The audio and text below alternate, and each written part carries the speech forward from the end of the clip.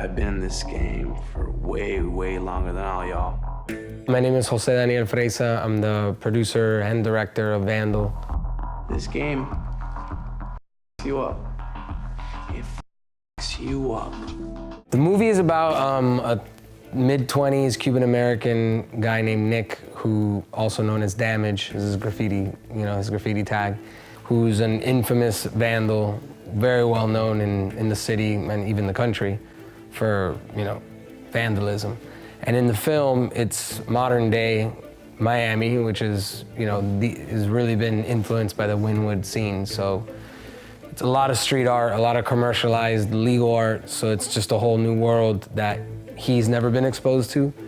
Pretty much him kind of, just navigating his way through continuing to be a vandal and keep it real, or maybe sell out and get into the art game, which is a big deal for someone that's never done it before. I'm a street artist. So you just paint him to get that bread? No, that's not why I paint. Killed it out there tonight. I know. Well, I've been doing graffiti since I was 10.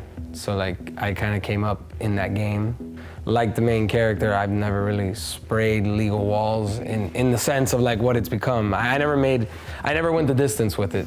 15 years ago, I decided to go to film school instead of continuing. And really because at the time, I didn't think a graffiti artist could make money in the industry. It wasn't what it is now, so that's really what got me going. I think I've been visualizing this film for 20 years almost. When you gonna man up, Nicky? When you gonna realize this game ain't got no happy endings, bro? I came in this business as a producer. I've done, a lot of TV projects, as everyone knows, some that have moved forward, some that haven't, but I've been involved in a good amount of TV projects and a whole slate of films that are coming now, always as a producer. But really with Vandal, the subject matter was so personal that I had that urge to step up and kind of do it myself. Graffiti movies, there's not a lot of them out there, so they kind of live forever. They all become cult movies because there's so few, so we're like, yeah, this thing, I want it to be big enough to be across the world, but indie enough to play at a festival, so. And by just writing your name, you have achieved more than most artists achieve in their lifetime. You got our attention.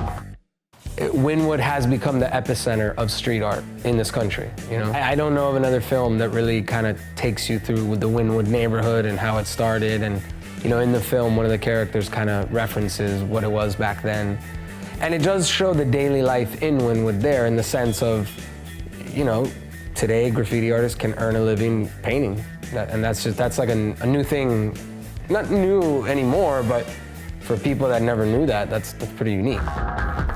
Okay, what's next? What else have you got this? I think the time is now, but it was also 10 years ago. It's like the time has been. I've been at this for 10 years. I've been, out here peddling in these movies. I think the interest has grown from where it was 10 years ago. 10 years ago, it was like you're educating people about it, about English language, Hispanic content, it doesn't have to be in Spanish.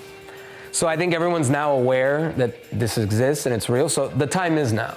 I think the education is done, and now it's just about executing good material with the right people. The climate's changed with studios and networks. People are more incentivized to dig deeper into what the stories of the Hispanics are. I'd like to report a vandalism.